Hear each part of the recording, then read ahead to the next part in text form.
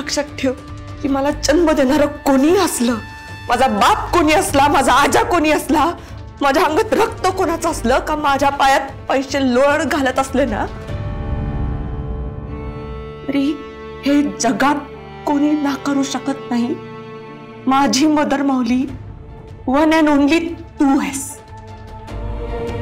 कळलं तुला? यांनी मला जन्म दिलाय पण तू मला जीवदान दिलायस मदर माऊली. फेकून दिला असतास मला कुठं दरीत तर कोण जावी, कुठली जावी राहिली असती. तू कसं काळजाचं पाणी करून मला वाढवलंयस ना हे जगात दुसरं कोणाला नाही माहितीये, मला माहितीये.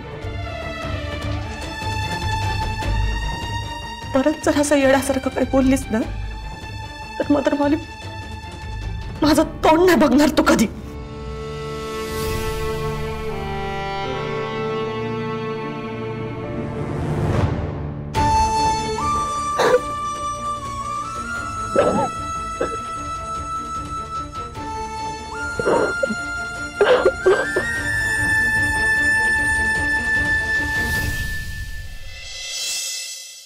नुसतंच मोठ्या मोठ्या गोष्टी करतोस पण काही कामाचा नाहीस तू. बघ मी काय केलं? एकतर एवढं चिडायला काय झालंय? तुझ्यावर नाही तर कुणावर चिडू? अरे पंख्या काहीतरी कर रे. नुसतंच आपल्या फापाऱ्या मारतोस. मी हे करू शकतो, मी ते करू शकतो. ही खेळणी अशी नुसती गोल गोल फिरवत बस. अरे त्या श्रीकृष्णानं सुद्धा अर्जुनाला तयार केलं होतं युद्धासाठी. तू काहीतरी कर रे. बघ मी काहीच करत नाही. मी काहीच करत नाही. आता तोंडातून एक पण शब्द नाही काढायचा. आता माझं ठरलेलं आहे. आता डायरेक्ट याला ने जंग. आता डायरेक्ट याला ने जंग. पिक्चर आहे माहितीये मला. पंख्या सिरियस हो. मी अर्जुन दाजी बद्दल बोलते. त्यांचं जुळलं पाहिजे राव. जुळायलाच हवं त्यांचं. मला पण वाटलं होतं अर्जुन दादा आल्यानंतर सावित्री म्हणजे सावित्री वहिनी आल्यानंतर अर्जुन दादा येईल, सगळं नीट होईल, सगळं बरं होईल. अरे म्हणजे मला तर वाटलं होतं की सावी परतच येणार नाही पण ती पण आली ना. म्हणजे अर्जुन दाजी पण येणार. जिथे राधा तिथे कृष्ण. पण त्यांना जवळ आणायला आपल्याला काहीतरी जुगाड केला पाहिजे. करू ना, काहीतरी जुगाड करूया.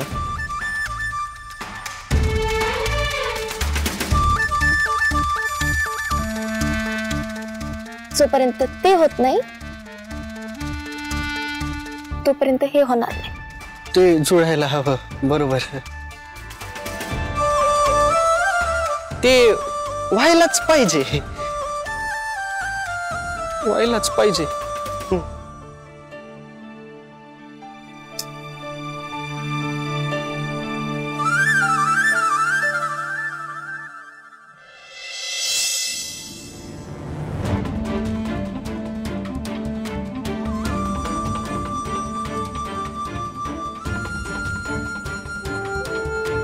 सावित्री थांब.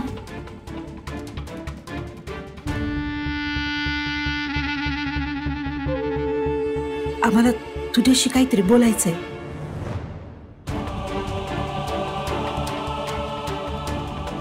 काय? सावित्री हे बघ, आजवर आम्ही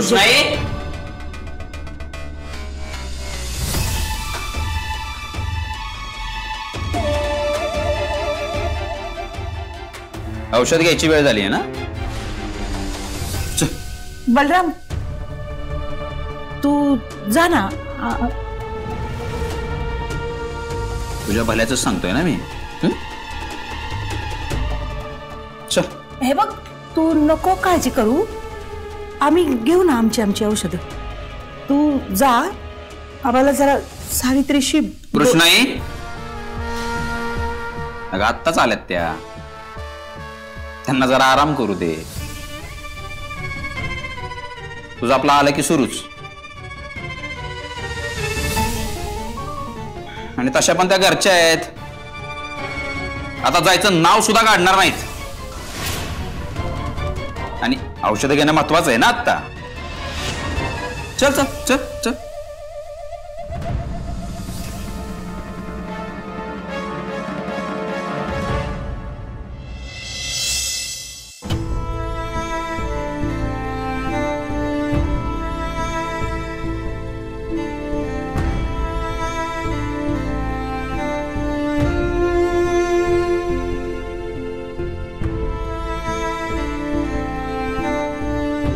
मी सावी तुला कधीच सोडून नाही जाणार.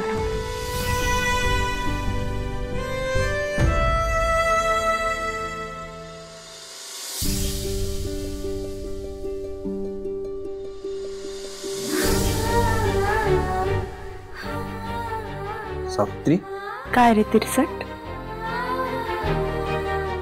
असं का बघतोय माझ्याकडे? एरवी असा चादर ओढून झोपलेला असतोस, आज चक्क टक लावून बघतोय माझ्याकडे.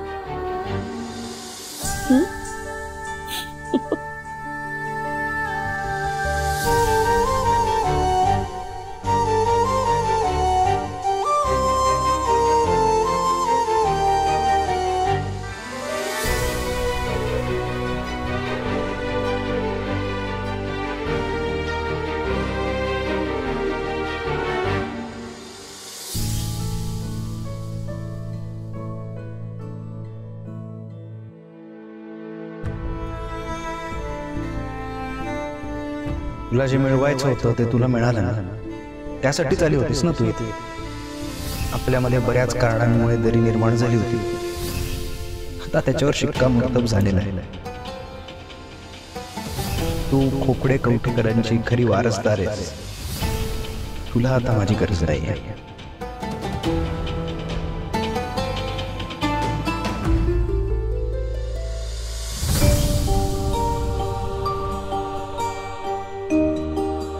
अर्जुन, काय बघतीयस?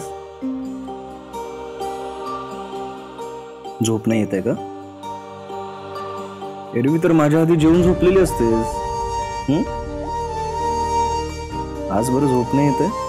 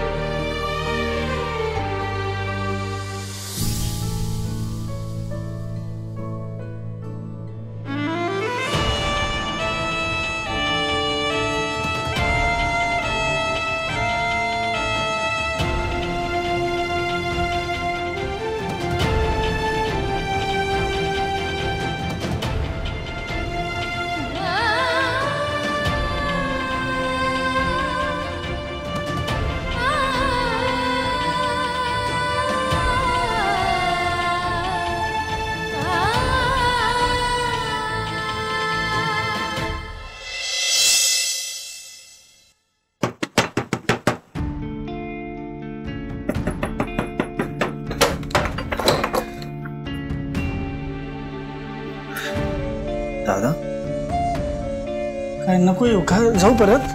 अरे नाही, ये ना. अरे काय झालं? काय नाही, मी चहा बनवत होतो. तू नाही नाही, नको नको नको नको. तू आधी इथं ये, इथं ये. बस बस म्हणलं ना, ये बस.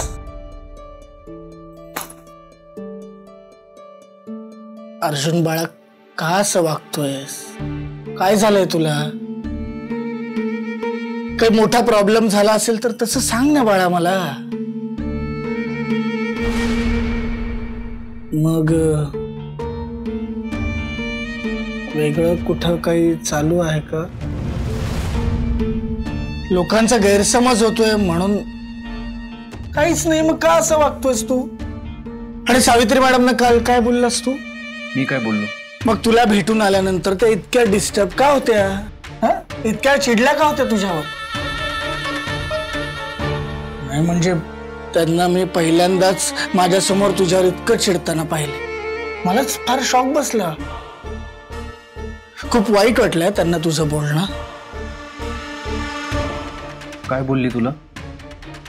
जाऊ दे ना, मलाच ऑकवर्ड वाटतंय. तुमच्यात मी पडलंच नाही पाहिजे. जाऊ दे, सोड. सांग ना, काय बोलली तुला? तर काय सांगू?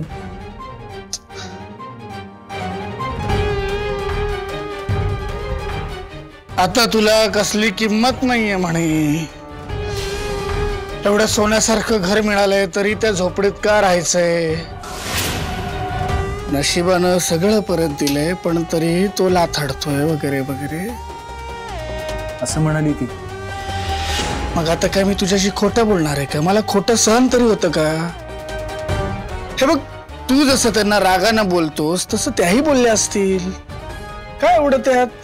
हा, आणि त्यांना असंही वाटत असू शकेल ना की आता एवढं सगळं मिळालंय, त्या सगळ्याच्या मालकीण आहेत, मग आता का झोपडीत राहायचं? बरोबरच आहे ना त्यांचं, नाही का अर्जुन?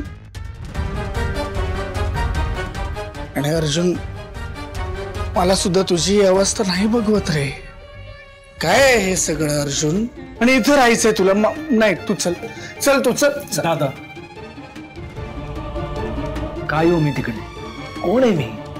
माझा काय संबंध आहे कोणाशी? अर्जुन, काही झालं ना तरी तू अजूनही माझ्यासाठी माझा भाऊच आहेस. हा, आता लौकिक अर्थानं जगासाठी तू माझा भाऊ जरी नसलास ना तरी आता तू त्या घरचा जावई आहेस. लक्षात येते का तुझ्या? हे बघ, जावई म्हणून तरी तू त्या घरात निर्धास्त राहू शकतोस. तुला तर ठाऊकच आहे जावयाला आपल्याकडे किती मोठा मान असतो. मानानं राहशील तू घरात. चल चल, मी तुझं काही ऐकणार नाही. चल तू घरी. दादा, ही संपत्ती, हा पैसा, ते घर, गाड्या, हे बघून परत यायला ना मी इतका लाचार नाही. अर्जुन, अरे असं काय करतोयस?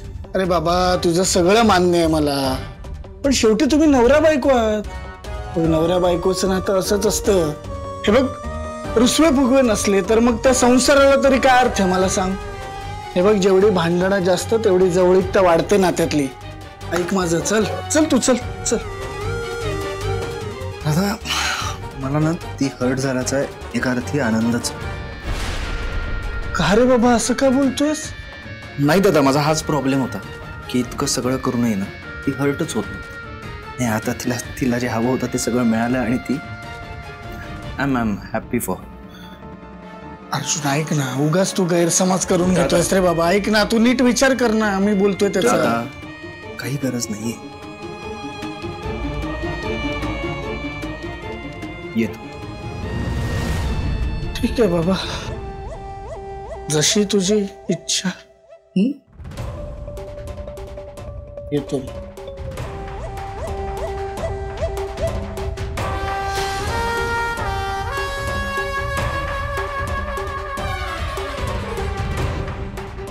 चला, ठिणगी तर पेटली. आता याचा भडका उडायला जास्त वेळ लागणार नाही विद्याधर.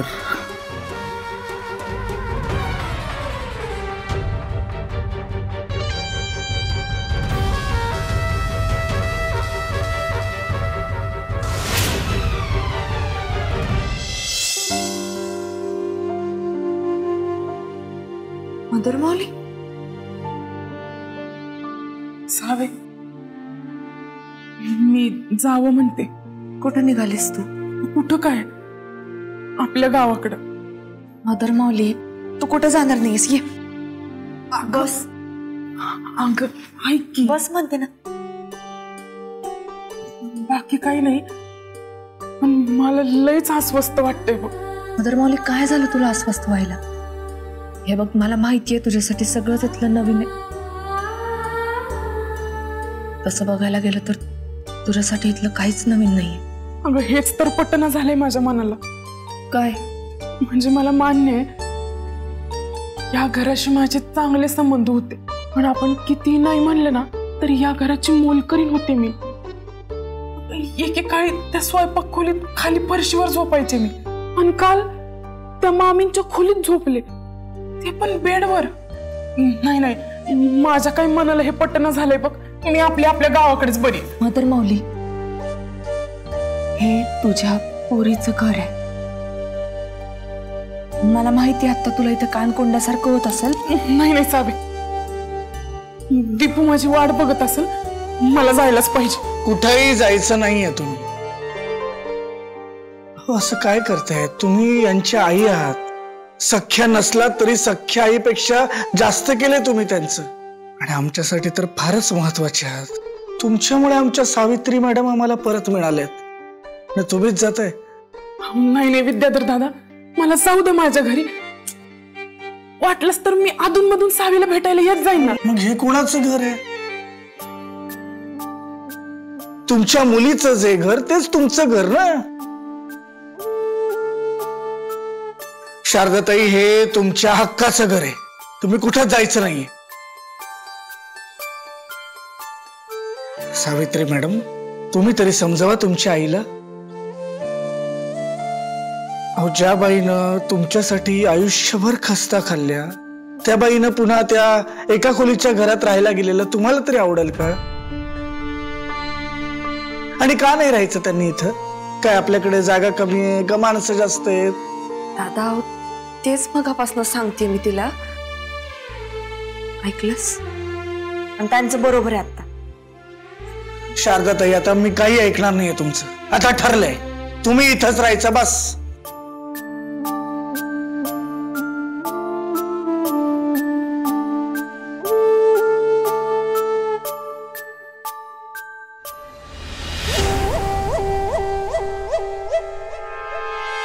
म्हणजे ही बाई आता इथे राहणार आहे? नाही शाले, असं काही होणार नाही. आम्ही असं होऊ देणार नाही. तू थांब, बघच नाही त्या बाईला घराबाहेर हाकललं ना, नाव नंदा लावत नाही.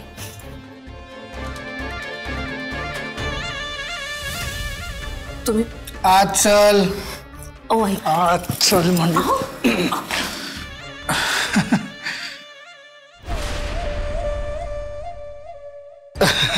शाले, प्लीज जरा बाहेर जातेस का? मला आणि नंदाला जरा एका महत्वाच्या विषयावरती बोलायचं होतं. थँक्यू.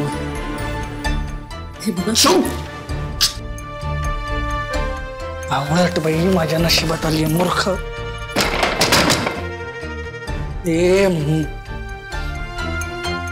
मी खूप मेहनत करून सगळं जुळवून आणलंय.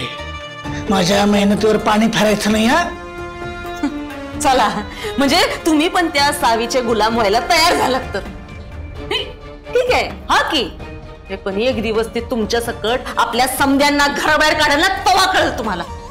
जे व्हायला नको होतं ना ते झाले आणि ते करून बसलाय तुम्ही. अख्ख्या जगाला सांगून टाकलंय की ती कवठेकरांची खरी वारसदार आहे म्हणून. नाही ठीक आहे, तिचं ठीक आहे, पण ती बाई तिकडची मोल करीन. ती आता या घरात राहून आपल्यावरती हुकूम गाजवणार. असं होऊ देणार नाही. त्या बाईला घरातनं बाहेर काढल्याशिवाय राहणार नाही. मूर्ख बाई, बस बस इकडं, बस इकडं. हे करून तू काय करतेस ठाऊक आहे काय? एका पिंजऱ्यात अडकवलेल्या पोपटाला मुक्त करतेस तू. कसला पिंजरा? आणि तो पक्षी तर राज्य करणार, त्याचं काय? हेच ना तुमच्या खोक्यात घुसत नाही. नंदा, मीच त्या बाईला मुद्दाम इथं ठेवून घेतलंय. अगं, त्या सावीला जर का पुढे जाऊन प्रेशर मध्ये आणायची असेल ना, तर दुसरी तिसरी कोणी नाही, ही शारदाच उपयोगी पडणार आहे आपल्या. अगं, त्या राक्षसाचा जीव जसा त्याच्या पोपटात होता तसा या सावीचा जीव शारदामध्ये. म्हणून हा शारदा नावाचा पोपट आपल्याला जपायलाच हवा. तरच आपण त्या पोपटाचा पुढे जाऊन गळा आवळू शकतो आणि त्या सावीला आपण मोठे ठेवू शकतो. आलं ध्यानात? घुसलं इथं?